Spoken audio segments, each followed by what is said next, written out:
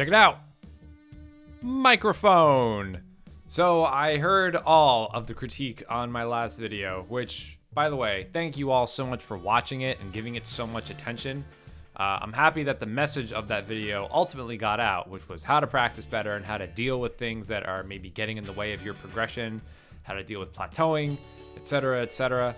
But I heard all of you, no pun intended, I heard all of you in that the mixing with the background music made it very difficult to hear what I was saying. So enter microphone. And also enter my vow to just do a better job mixing together any level of background music with my voice. You're probably going to see me doing a lot of this in the beginning, just like remembering to stay close to the mic. So, this is going to be a work in progress like anything else. I am growing as a mixer and video creator while I do this channel. And I'm incredibly thankful for you bearing with me when I make mistakes like I did in the last one, while also being appreciative of the things that I do right. Really, I mean, don't get me wrong, I know the internet is just the worst a lot of the time, but y'all have been great. Y'all have been really nice. I mean, there's a couple mean comments you can find on older videos, but whatever, I'm getting off topic. Anyway, today's concept is gonna be about the first technique that I ever really latched onto. And I think a lot of guitarists have this, where they're learning the basics, they're getting familiar with the instrument, and then they hit this one technique and they just can kill it right out the gate. For me, that was tapping. And as soon as I started tapping even a little, I began learning really complicated patterns and I could just do it. But as I've become a better teacher over the years and a better bandmate when someone in the band wants to, some insight as to how to do it, I learned how to explain it in such a way that wasn't coming from a place of, I just know how to do this. If you don't know how to do it, then I don't know. I've learned how to break down this technique and teach it to people from step one. So this video is going to consist of exercises that I believe will help beginner tappers develop good form while also gaining a better understanding of the fretboard and where to tap, where not to tap, depending on what key you're playing in and what kind of effect you're going for. We're going to cover all of that, and I don't want to talk too much about it without actually doing it, because then I'm just going on and not actually giving you the reason why you came here. So let's just jump right in. So before getting into any of the details as to what kinds of exercises we're going to be doing and how we're going to be doing them, we need to talk about form. And there's two ways to go about it, both of which involve using one of these two fingers. There's two schools of thought, and neither of them are necessarily more correct than the other. It's really just a matter of preference. Do you want to tap with your index finger, or do you want to tap with your middle finger? That's not me flipping everybody off. That's just me saying it's either this one or that one. I am personally of the school of using my middle finger. It allows me to hold my pick between my index finger and thumb while I'm tapping so that I can go back to using it afterwards. But also when I use my index finger, I don't feel like I get enough force when actually pressing down on the string. It's the difference between this and this. I feel like I'm able to press down a little harder with my middle finger, but that's just me. I like the fact that it's in the center of my hand. I feel like when my wrist comes down, I can really implement the full force of my hand. With my index finger, I personally don't feel that way. However, you can use your index finger for any of these exercises if you so choose. What I would recommend is if you're going to tap with your middle finger, hold the pick in between your index finger and thumb like this, and I'll try to make it very clear that that's how I'm holding it. And if you're going to tap with your index finger, try your best to hold it between your middle finger and thumb like this.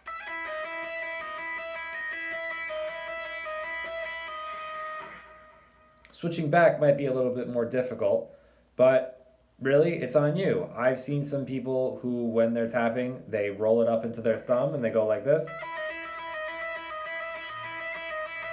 And then they switch back and they go right back to using their pick. Let's move on to the actual exercises that we're going to be playing today. In my opinion, the easiest way to get familiar with tapping is to use scales along a single string, and therefore we will be looking at the major and minor scale along our high E string.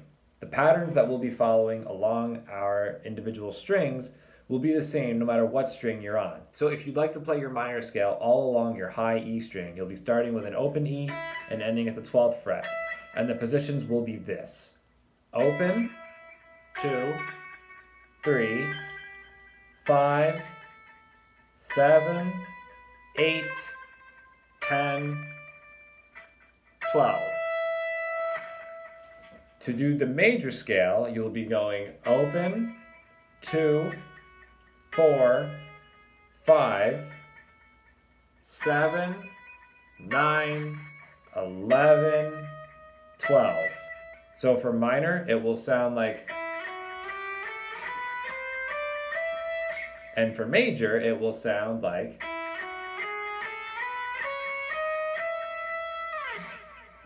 So, how do we bring tapping into this? You want to pick some notes within those patterns and try your best to tap them out. So there's a couple different ways to go about learning exactly how to tap. You want to get a certain syncopation down before branching into either of those patterns.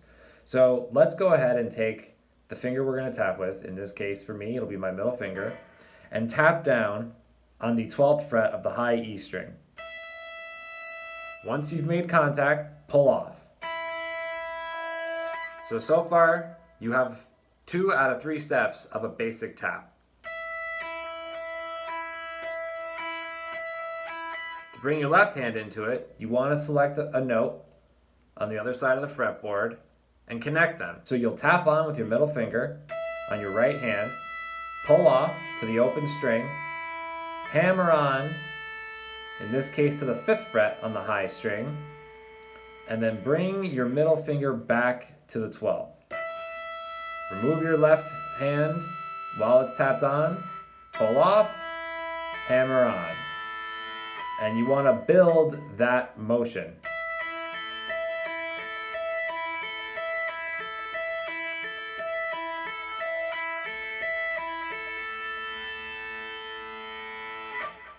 So the first 2 ways we're going to look at utilizing scales along a single string will be alternating with open notes. Let's go to the first position in utilizing our minor scale. We're going to tap on to the 5th fret of the high E string, pull off to the open E, and then hammer on to the 2nd fret of the high E, and then we'll continue that pattern.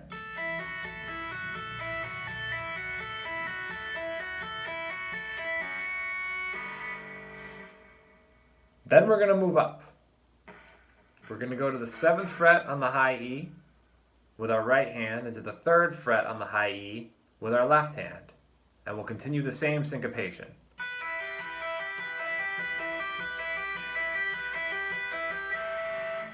Then we're going to move our right hand to the 8th fret and our left hand to the 5th fret and continue it there.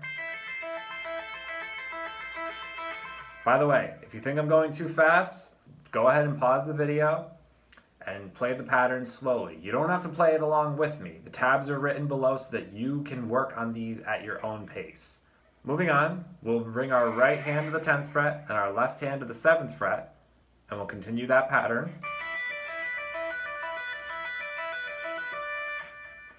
Then we'll move our right hand to the 12th fret and bring our left hand to the 8th fret. Then we'll move our right hand to the 14th fret and our left hand to the 10th fret. And then after that, we'll go to the 15th fret on the high E string with our right hand, to the 12th fret with our left hand. And then we'll conclude this run by getting up to the octave, going to the 17th fret on the high E and to the 14th fret on the high E. 17 with our right, 14 with our left, and going.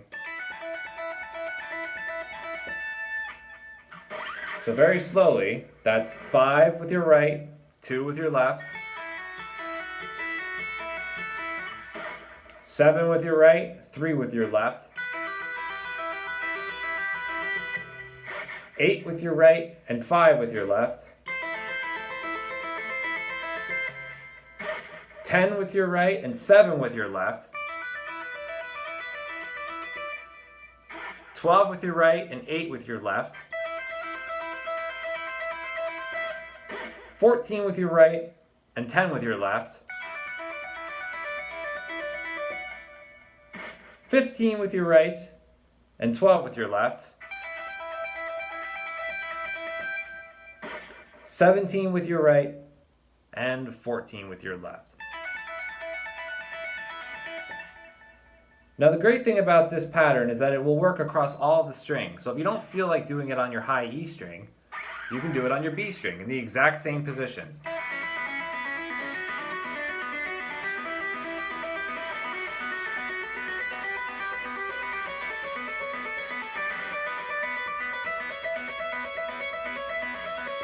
Now, that's pretty boilerplate, right? You tap onto one note, pull off to the open string, hammer onto another, repeat. What if we want to change up our second note in our 3-note pattern, right? What if we want to change up what we would call our drone note?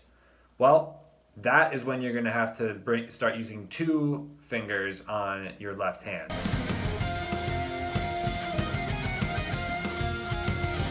So we'll go ahead and we'll start off that minor pattern. And we're going to continue with the right hand on 5, left hand on 2. Or rather, we'll start with that again.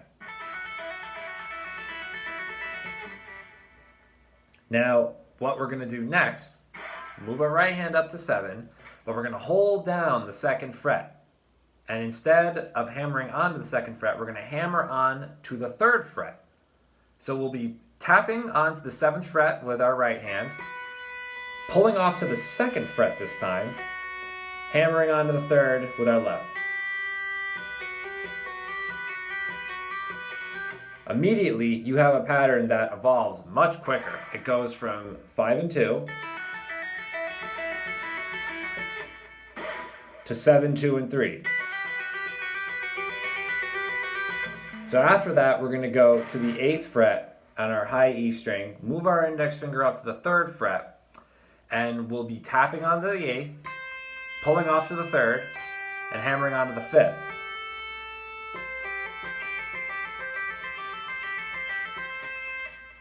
Move our right hand up to the 10th, index up to the 5th, we'll be hammering onto the 7th. Move our right hand up to the 12th, index up to the 7th, hammering onto the 8th. Move our right hand up to the 14th, move our index finger up to the 8th, we'll be hammering onto the 10th.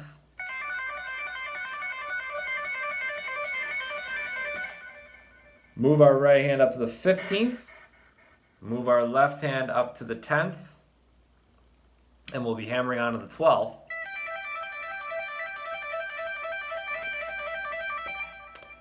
And then finally, we'll bring it all home, move our right hand up to the 17th fret, index up to the 12th fret on the high E, and we'll be hammering onto the 14th. So now what you have is a pattern that evolves much quicker as you ascend up the neck.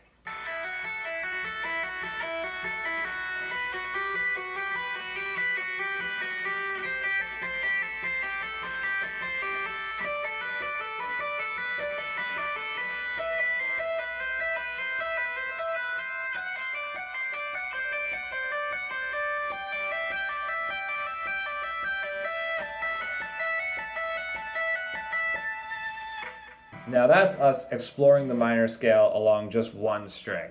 But for kind of a last minute treat, I want to show you how to connect one minor scale pattern across one string to one on another string. And it won't be anything terribly complex. It'll essentially double the amount of time you spend in one spot, but it is a cool technique to develop because there's nothing, in my opinion, nothing cooler than being able to tap between several different strings at once and get a really unique take on what could you just be running a scale.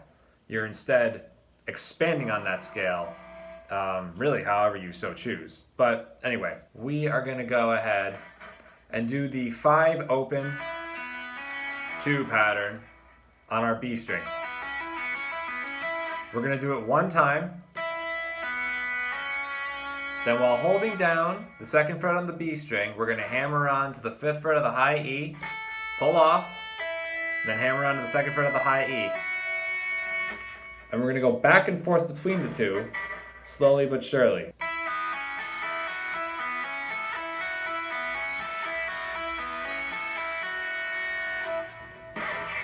Move up to 7 and 3.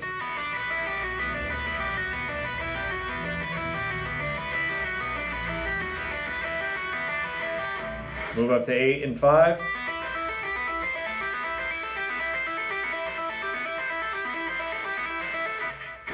Move up to 10 and 7.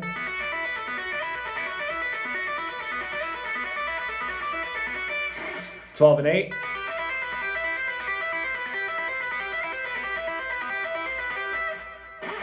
$14 and 10.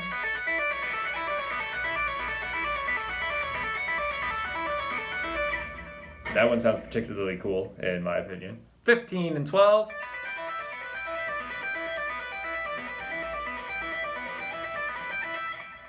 And then 17 and 14 to close the octave.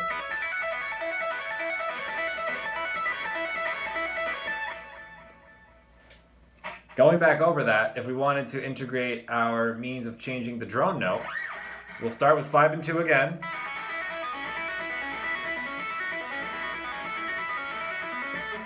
Then we'll bar the 2nd fret on the B and the E string.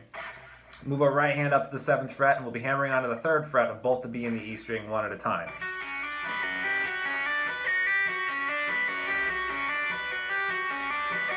One thing you want to be careful about when you're barring in a tap pattern is not letting the strings ring out too much when you're going between them. And this is just something I'm putting out there. If you notice, my right hand's pretty much on top of my fretboard, right? I mean, it has to be. There's no way I could reach it from like over there. But as I move from the B string to the E string, I'm trying my best to take this part of my hand and lean it onto the B string just enough so that it mutes while I'm tapping the E string. So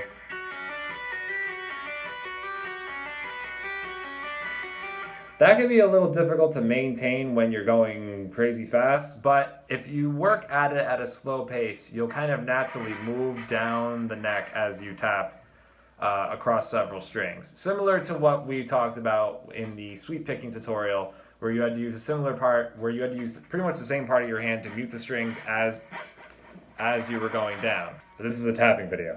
So, we're at 7 and 3.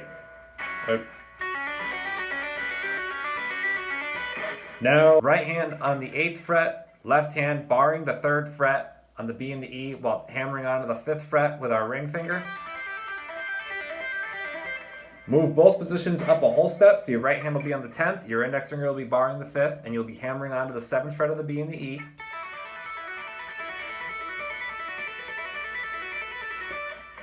Go ahead and move this hand up a whole step again, and move this hand up a whole step, but you won't be hammering up a whole step, you're hammering up a half step. So you'll be barring the 7th fret on the B and the E and hammering on, boy, that sounded great, of the 8th fret of the B and the E.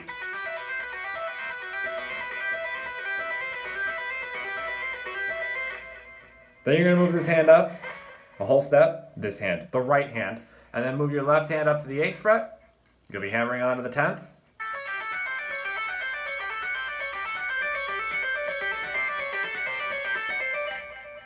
Then you're going to move this hand up a half step to the 15th fret. Move your left hand up to the 10th fret. You'll be hammering onto the 12th.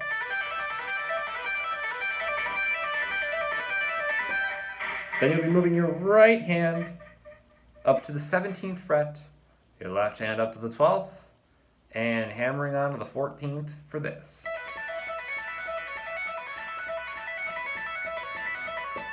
Now, I'm going to go ahead and put the major variations of all of the patterns that we've gone through in this video down in the video description below, so you can download them from a Google Doc, from a Google Drive document, or a Google Docs document. I don't know. You can go ahead and download it there.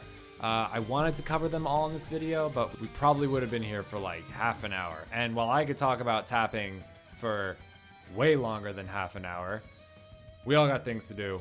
You got stuff to do, I got stuff to do, and yeah, I think it'd be best if you could just download them and have them available to you. This is one of the few times I'm actually going to hand out tabs without someone being a Patreon subscriber, just because I wouldn't want anybody to not learn how to do these patterns in both the major and minor variants before releasing the next video, which will cover far more complicated patterns. So I really want you to be as prepared as possible for the next tutorial that I put out. So this brings us to the end of the video, and I really hope that this mattered. I didn't want to take the background music element out of when I'm talking, not so much when I'm doing the demonstrations, but I still wanted it to be there, and I just wanted to get better at it. So I hope that for those of you who are watching, that it was better mixed this time and that this is making a difference, because I really just want to put out the best videos possible, whether it be guitar lesson videos or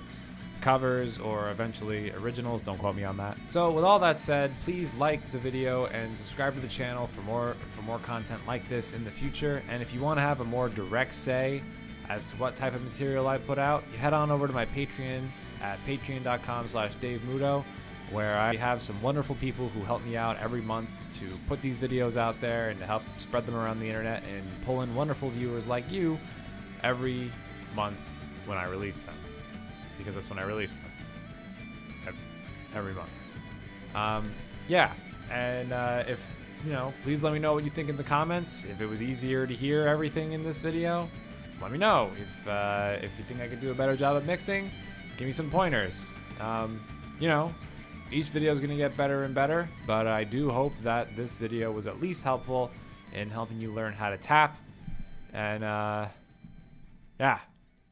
See you next video, everybody. Bye.